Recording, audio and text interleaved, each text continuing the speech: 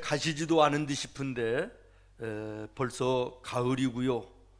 또 올해는 좀 다른 해에 비해서 추석이 좀 빠르다 그러는데 벌써 이번 금요일이 추석입니다. 이 추석을 앞에 놓고 원치 아니하는 그 천재지변으로 인해서 많은 피해를 겪은 우리들의 이웃들이 계십니다. 1년 동안 농사지은 모든 것들 추석을 앞에 놓고 출하하기 위해서 준비하던 과일들이나 또 어떤 분들은 일생을 쌓아놓고 힘들여서 이루어놨던 모든 것들이 하루아침에 강풍에 의해서 무너지고 날아가고 떨어지는 이런 모습들을 보면서 정말 세상은 허무한 것이고 유한하고 인생이라는 것도 이와 같은 것이 아닌가 하는 그런 생각을 해보게 되었습니다. 저는 오늘 이 가을과 추석을 생각하면서 하나님이 우리에게 주시는 교훈, 다시 말하면 하나님께서 자연계에 심어놓으신 하나님의 뜻을 찾아 나누면서 함께 은혜 나누기를 원합니다. 조선시대에 고산 윤선도의 시조 중에 이러한 대목이 있었습니다. 꽃은 무슨 일로 피며 시지고 풀은 어찌하여 푸르는다 누르는고 아마도 변치 아닐손 바위뿐인가 하노라. 세상이 허무하다는 거예요. 세상에 생명 있는 거 헛되다는 것이죠. 영원하지 않다는 것입니다. 영원한 것이 있다면 바위뿐이지 않겠느냐라는 그런 얘기죠. 여러분, 오늘 본문 말씀 24절부터 25절 말씀을 다시 한번 보겠습니다. 그러므로 모든 육체는 풀과 같고 그 모든 영광은 풀의 꽃과 같으니 풀은 마르고 꽃은 떨어지되 오직 주의 말씀은 세세토록 있도다. 오직 주의 말씀은 세세토록 있도다 하였으니 너희에게 전한 복음이 곧 이 말씀이니라. 아멘. 세상 모든 것들 한계가 있고 유한하다 그런 얘기고요. 영원히 변치 않는 것 유일한 하나님밖에 없다는 것입니다. 예수 그리스도의 복음밖에는 영원한 것이 없다는 것입니다. 그러므로 오늘 우리의 인생은 있다가 없어지는 유한한 존재를 쫓아가는 인생이 되어서는 안 된다는 것이에요. 영원한 하나님 나라 복음을 쫓아가는 믿음의 성도들이 되어야 될 것을 말씀하고 있는 것입니다. 사랑하는 여러분, 하나님께서 오늘 이 가을을 통해서 나와 여러분에게 교훈하십니다. 첫 번째 교훈은 사랑하는 자녀들아, 육체라는 것이 풀과 꽃과 같이 생명이 짧은 것이다 라는 것입니다. 사자성어에 보면 학천구만이라는 말이 있습니다. 학은 1000년을 살고 거북이는 10,000년을 산다 그런 얘기죠. 실제로는 그렇지 않지만 그렇게 오래 살기 때문에 이런 말이 나오지 않았겠습니까? 짐승도 이렇게 오래 사는데 나무 한 그루를 봐도요, 나무를 보면 수백 년을 살아요. 성경에 나오는 백향목, 저 레바논 헐몬산의 해발 2000 이상에서 사는 그런 자생하는 나무인데요, 이 백향목은 300년이 지나야 제목으로 쓸 수 있다 그래요. 목재로 쓸 수 있고 400년이 지나야 열매를 맺는다 그러네요. 그러니까 그 백향목의 일생을 보면 최소한 1000년은 살지 않겠느냐 그런 얘기예요. 그러나 우리 인생들의 사는 모습은 어떻습니까? 시편 90편 9절로 10절이 이렇게 얘기합니다. 우리의 모든 날이 주의 분노 중에 지나가며 우리의 평생이 순식간에 다하였나이다. 우리의 연수가 70이요 강건하면 80이라도 그 연수의 자랑은 수고와 슬픔뿐이요 신속히 가니 우리가 날아가나이다. 아멘. 아멘. 우리의 인생은 날아가는 것 같다는 거예요. 신속히 간다는 거예요. 언제 갔는지 모르는데 인생이 끝난다는 것이에요. 짧은 인생이라는 거예요. 우리의 연수가 70이요 강건하면 80이라도. 그 다음에 욥기서 7장 6절은 이렇게 말합니다. 나의 날은 배틀의 북보다 빠르니 희망 없이 보내는구나. 아멘. 여러분, 배틀의 북이 뭔지 아시나요? 제가 실물 교육 차원에서 가지고 나오려고 그러다가 그냥 참았는데, 옛날에 우리 어르신들 모시로 배로 그렇게 옷을 만들어 입으실 때 배틀에 앉아가지고 배를 짜잖아요. 그러면 이렇게 던지고 이쪽으로 받아 저렇게 던지고, 이게 북이라고 그러는 거예요. 얼마나 빨리 왔다 갔다 합니까? 그러면서 옷이 되는데, 우리 인생이라는 것이 이렇게 빠르다는 거야. 이렇게 덧없는 것이다, 그런 얘기죠. 역대상 29장 15절입니다. 우리는 우리 조상들과 같이 주님 앞에서 이방 나그네와 거류민들이라. 세상에 있는 날이 그림자 같아서 희망이 없나이다. 아멘. 그림자 같다는 거예요. 우리 인생이 그림자가 영원한 것이 있습니까? 그림자는 있다가 사라지는 것이에요. 우리 인생이 이와 같다는 것이죠. 덧없고 짧다는 것이에요. 야고보서 4장 14절은 이렇게 얘기합니다. 내일 일을 너희가 알지 못하는도다. 너희 생명이 무엇이냐? 너희는 잠깐 보이다가 없어지는 안개니라. 아멘. 우리 인생이 뭐라고요? 안개와 같다는 거예요.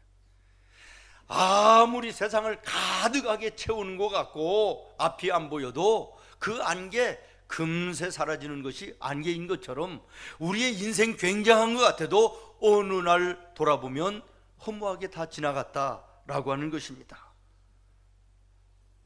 다시 말하면 우리의 인생이라는 것이 이렇게 짧다라고 하는 것이지요. 그 다음에 가을을 통해서 우리에게 주시는 두 번째 교훈은 풀과 같이 약한 것이 인생이라는 거예요. 여러분, 풀을 생각해 보십시오. 토끼가 뜯어먹고 병아리가 쪼아먹고 심지어는 눈에 보이지 않는 벌레가 갉아먹어도 순간에 없어져 버리는 것이 이게 풀입니다. 한번 밟으면 꺾여져 버리는 것이 연약한 존재가 풀인 것이지요. 우리 인간의 육체도 이와 같다라고 하는 것입니다. 천년 만년을 살 것처럼 기고만장하고 세상 모든 것을 얻은 것처럼 교만하게 사는 사람들도 많이 있습니다. 세계를 누비며 자기의 이름을 드러내고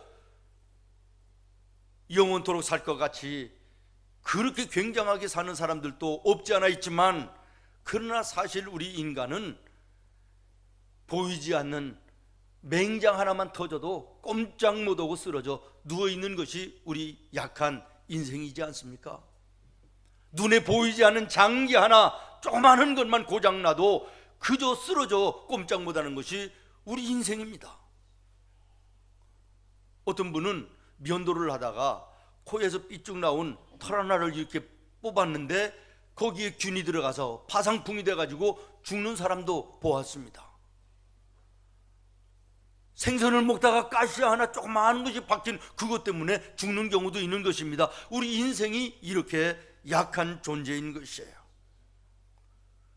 그 다음에 우리 인간이 누리는 영광도 꽃과 풀같이 잠깐이라고 하는 교훈이 이 말씀 속에 있는 것입니다. 여러분, 아무리 싱싱한 풀, 아름다운 꽃이라도 얼마 갑니까? 오래 가지 못합니다. 화무시비롱이라는 얘기 들어봤습니까? 아무리 이쁜 꽃이라도, 아름다운 꽃이라도 열을 가는 꽃이 없다, 그런 얘기 아니겠습니까? 우리의 육체를 가지고 이 땅에서 누리는 영광, 이것도 영원하지 않다는 것이에요. 꽃과 같이, 풀과 같이 금세 쓰러지고 마는 것이 우리 육체가 누리는 영광임을 말씀하고 있는 것입니다. 여러분, 우리 대한민국에서 사람들이 누릴 수 있는 최고의 영광이 있다면 그게 무엇일까요? 저는 요즘에 가만히 보면 법무부 장관 자리가 최고 아닌가 이런 생각이 들어요. 그 자리가 뭔데 그 아이들 우리나라에서 얼굴 들고 살까요? 온 식구들 전부 다 탈탈 털리는데 그 자리가 어떤 자리인지 저는 잘 모르겠지만 우리나라에서 최고의 자리가 아마 그 자리가 아닌가. 아니면 그분을 또 임명한다라고 하는 대통령이 최고의 영광을 가진 대한민국의 최고의 영광의 자리인가요? 그럴 수도 있겠죠. 제일 권세 있는 자리니까. 그러나 여러분, 그것도 4, 5년이면 끝나는 것이에요. 법에 의해서 한 번 더 재선을 해서 더 한다고 그래도 10년 내외인 거예요. 그래서 옛 어른들이 권불 10년이라고 하지 않습니까? 화무 11홍이라고 하지 않습니까? 아무리 굉장한 권세도 10년간은 권세가 없다는 것이죠. 사람이 누리는 육신의 영광, 이거 허무하다는 것이에요. 그러면 오늘 말씀의 결론이 무엇입니까? 결론은 이겁니다. 에베소서 5장 15절로 17절의 말씀입니다. 그런즉 너희가 어떻게 행할지를 자세히 주의하여 지혜 없는 자같이 하지 말고 오직 지혜 있는 자같이 하여 세월을 아끼라. 때가 악하니라. 그러므로 어리석은 자가 되지 말고 오직 주의 뜻이 무엇인가 이해하라. 아멘. 여러분, 이 말씀을요 직설적으로 얘기하면 이렇습니다. 너 언제 죽을는지 모르지 않느냐? 예수님 이 땅에 언제 재림하실지 모르지 않느냐? 정신 바짝 차리고 너에게 주어진 세월을 아끼면서 살아라 라고 하는 말이에요. 믿습니까? 오늘 말씀의 두 번째 결론입니다. 시편 90편 12절입니다. 우리에게 우리 날 계수함을 가르치사 지혜로운 마음을 얻게 하소서. 아멘. 인생 막 살지 말라는 거예요. 남은 날을 계산하면서 사는 지혜를 가지라는 것이에요.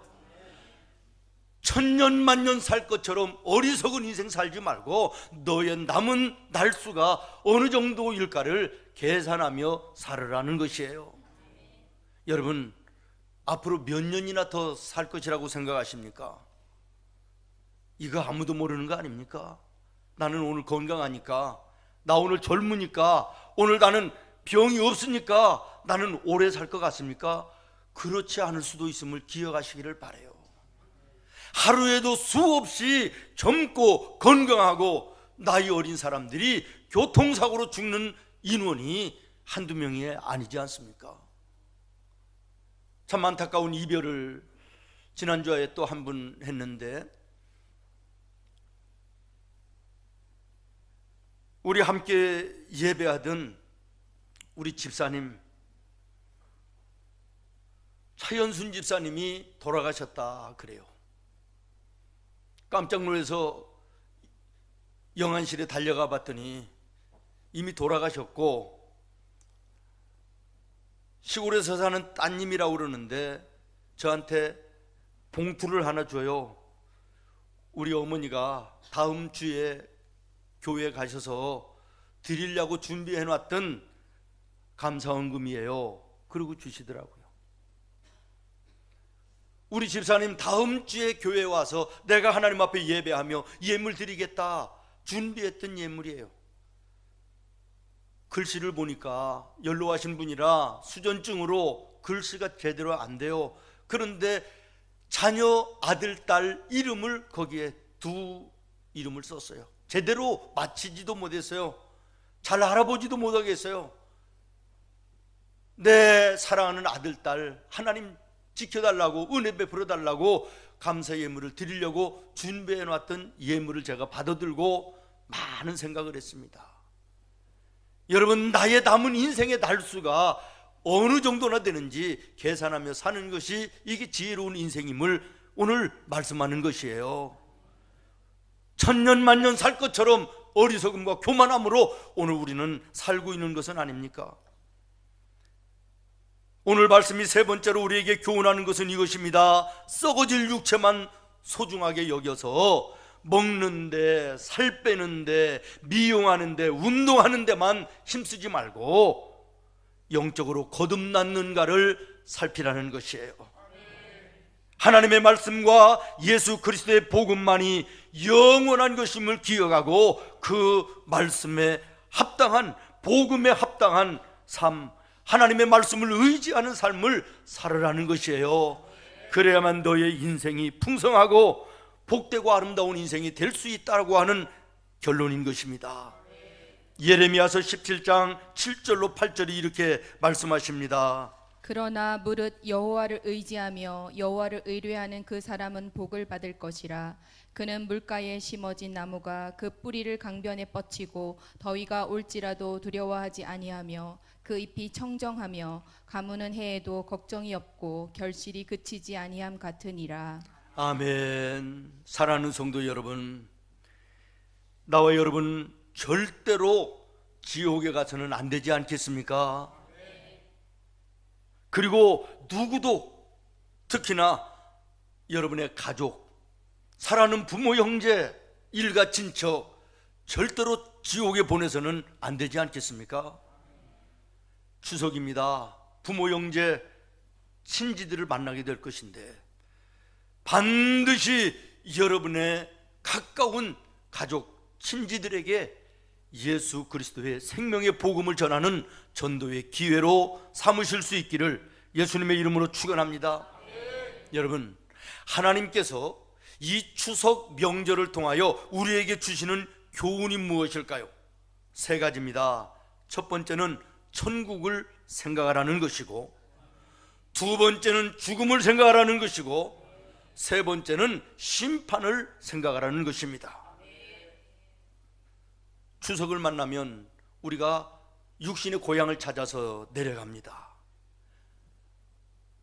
내가 일부 예배 때 할아버지 할머니들한테 명절날 추석 생각하면 가슴이 설레시나요? 그랬더니 징글징글하다 그러더라고요. 그래서 늙으신 겁니다. 그랬어요. 근데 여러분, 젊은이들이나 아이들은 추석 명절을 생각하면 마음이 설렙니다. 기대가 됩니다. 고향에 내려갈 생각을 하면 마음이 부풉니다. 우리의 육신의 고향을 생각하면 그립고 푸근하고 가서 안기면 설레이는데, 여러분, 하나님이 이 추석을 향하여 우리에게 무엇을 말씀하십니까?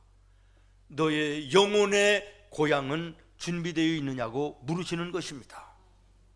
육신의 고향은 생각하면서 너의 영원한 고향은 너는 예비되어 있느냐고 물으시는 것이에요.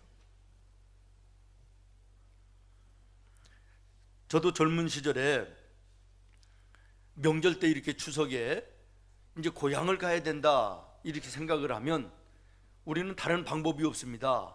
차표를 끊어야 되는데 예매를 해야 돼요. 한 달 전에는 해야 되는 것이에요. 그걸 하러 가면 수도 없는 사람들이 모여와서 서부역 광장에 가득한데, 앉아라 일어서라 줄을 서라, 일어서면 막 장대로 막 휘둘러서 때리기도 하고, 요즘 같으면 난리 날 일인데 옛날에는 그랬어요. 그래가지고 어렵게 차표 예매해 놓으면 그날 밤은 얼마나 편안하고 얼마나 기쁘고 좋은지. 고향 내려갈 생각을 하면 좋은 거 아니겠습니까? 여러분, 천국 갈 차표 예매해 놓으신 분만 아멘 하세요. 천국 갈 차표 예매 되셨습니까?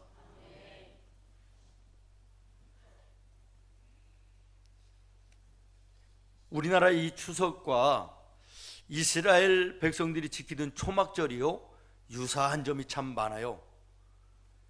이스라엘 백성들이 지키는 이 초막절은요, 자기네 집들에다가 텐트 같은 이 천막을 치고 일주일을 생활하면서 1년 농사지은 것에 대해서, 추수한 것에 대해서 하나님께 감사하면서 이제 즐기는 그런 절기가 초막절이었거든요. 그런데 우리나라 추석도 일종의 추수감사절 아닙니까? 또 추석에는 부모님들의, 조상들의 묘를 찾아가서 그 풀을 깎으면서 죽음에 대해서 또 생각하고 죽음 이후에 대해서도 또 생각을 해보는 거 아니겠습니까?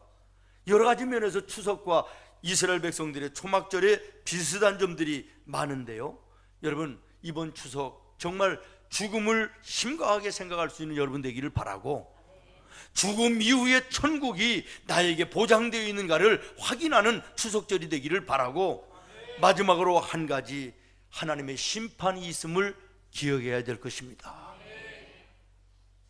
하나님께서 이 추석의 명절을 통하여 우리에게 주시는 교훈이 하나님의 심판이 있다는 거예요. 누가복음 3장 17절입니다. 시작. 손에 키를 들고 자기의 타작마당을 정하게 하사 알곡은 모아 곡간에 들이고 쭉정이는 꺼지지 않는 불에 태우시리라. 가을의 이 타작마당의 농부들의 모습을 통해서 인생을 향한 하나님의 심판을 말씀하고 있는 거 아닙니까? 농부들이 타작을 할 때 가라지나 곡식이 아닌 것들은 추수조차 하지 않습니다. 그냥 버리는 거예요. 어떤 농부가 곡식이 아니고 가라지 같은 이런 것들을 추수하겠습니까? 일부러. 여러분, 이것이 무엇입니까? 죄송하지만 불신자는 자동으로 지옥 가는 것이다, 그런 얘기예요. 그 다음에 곡식을 일단 타작을 합니다. 타작하는 것으로 끝나느냐? 아닙니다. 타작된 그 곡식을 바람에 날려서 알곡과 쭉정이를 구별하고 알곡만 곡간에 들이고 쭉정이는 불 속에 던지는 것입니다. 이게 무엇입니까? 교인이라고 그래서, 교회를 다닌다고 그래서 모두가 알곡이 되어 곡간에 하나님 나라 천국에 쌓이는 것은 아니다라는 것입니다. 교회 안에도 구원받지 못할 자들이 있다는 것을 말씀하고 있는 거 아니겠습니까? 예수님도 말씀하셨습니다. 나더러 주여 주여 하는 자마다 다 천국에 가는 것이 아님을 말씀하십니다. 하나님의 말씀으로 예수 그리스도의 복음으로 거듭난 자만이 알곡이며 하나님 나라 천국의 백성이 될 수 있음을 기억하시기를 바랍니다. 그러면 알곡과 쭉정이의 차이가 무엇입니까? 알맹이의 유무입니다. 다시 말하면 알곡은 알맹이가 있는 것입니다. 다시 말하면 알곡 신자는 어떤 신자냐? 형식과 습관과 외형적인 신앙이 아니라 마음의 진심과 진정한 신앙, 삶 속에 예수님과 함께하는 열매들이 생활 속에 나타나는 이런 사람들이 알맹이가 있는 알곡 신자라는 것입니다. 알맹이가 있는 알곡인지 알맹이가 없는 쭉정인지 평소 때는 잘 구별이 안 됩니다. 구별하기가 쉽지 않습니다. 그러나 바람이 불어보면 알게 됩니다. 알곡 신자는 바람에 불어도 날아가지 않지만 쭉정이 신자는 바람이 불면 날아가는 것입니다. 다시 말하면 유업처럼 환난을 당하고 풍파, 사고, 질병, 고통, 고난, 이 인생에 바람이 불어오면 흔들리지 않는 믿음, 그 속에서도 내 믿음을 지키고 하나님 말 바라보고 기도의 무릎을 꿇는 이것이 진정한 알곡 신자 아니겠습니까? 사랑하는 여러분, 오늘 나는 이 추수를 기뻐하고 감사하는 추수감사절인 이 추석 명절에 하나님 나에게 교훈하시는 주님의 음성을 들을 수 있어야 될 줄로 믿습니다. 알곡과 쭉정이의 이 타작마당의 구별 속에 나는 알곡에 속한 하나님의 백성인지를 돌아보고, 내가 앉아있기는 하지만 성전은 오고 가기는 하지만 내 마음속에 예수님이 계시지 아니하고 내 삶 속에 예수님의 아름다운 삶의 모습이 나타나고 있지 않은 쭉정이의 모습은 아닌지 점검해야 될 것입니다. 마지막으로 가을과 추석이 우리에게 주는 교훈은 농부들을 배우라는 것입니다. 따라하겠습니다. 농부들을 배우라. 야고보서 5장 7절부터 8절입니다. 그러므로 형제들아, 주께서 강림하시기까지 길이 참으라. 보라, 농부가 땅에서 나는 귀한 열매를 바라고 길이 참아 이른 비와 늦은 비를 기다리나니 너희도 길이 참고 마음을 굳건하게 하라. 주의 강림이 가까우니라. 아멘. 농부들에게서 길이 참는 인내를 배우라는 거예요. 그러면 어떤 인내를 배우라고 말씀하십니까? 선하고 착한 일에 인내하라 하는 것입니다. 갈라디아서 6장 9절로 10절입니다. 우리가 선을 행하되 낙심하지 말지니 포기하지 아니하면 때가 이름에 거두리라. 그러므로 우리는 교회에 있는 대로 모든 이에게 착한 일을 하되 더욱 믿음의 가정들에게 할지니라. 아멘. 그다음에 두 번째는 전도하는 일에, 복음을 증거하는 일에 인내하라라는 것입니다. 때를 얻든지 못 얻든지 꾸준히 끝까지 계속해야 된다는 것입니다. 요한복음 4장 37절입니다. 그런즉 한 사람이 심고 다른 사람이 거둔다 하는 말이 옳도다. 아멘.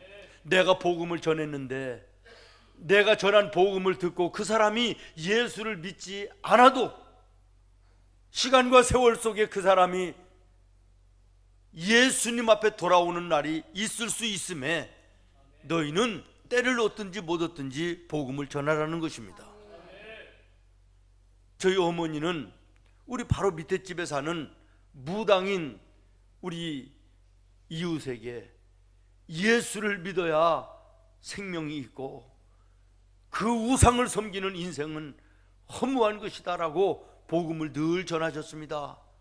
당신도 그 세계를 너무나도 잘 아니까 안타까워서 복음을 전하는데 그 무당이 전도를 받아 교회를 나올 리가 있습니까?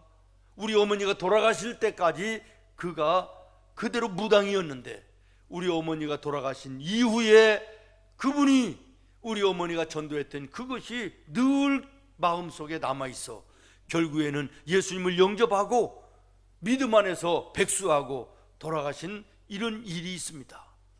오늘 우리가 내가 전도해야 될 내 사랑하는 남편, 아내, 자녀들, 부모, 형제들 여러분 포기하지 마시기를 바랍니다.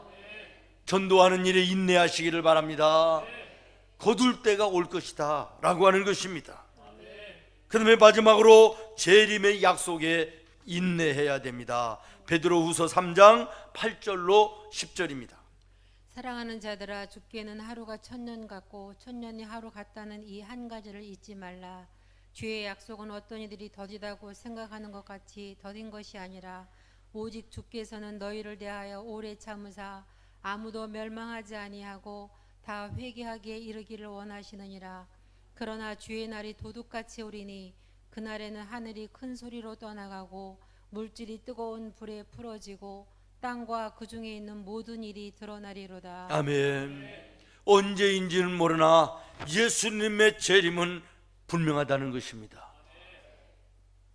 오늘 우리가 예수님의 재림을 인내로 기다리며 재림하시는 주님 앞에 부끄럽지 않도록 오늘 나에게 주어진 삶의 시간과 물질과 건강과 젊음과 모든 것들로 주님 앞에 지혜로운 자로 살아야 될 줄로 믿습니다. 알곡의 성도로 살아야 될 줄로 믿습니다. 인생의 어느 순간 어두움이 닥쳐오고 인생의 비바람이 몰아닥쳤을 때 하나님 앞에 서게 될 때 부끄럽지 않도록 오늘도 깨어 기도하고 예배하며 하나님의 뜻을 분별하고 하나님의 자녀다운 삶을 주님 앞에 살아 영광 돌리는 나와 여러분의 삶이 되기를 예수님의 이름으로 축원합니다. 기도하겠습니다. 하나님,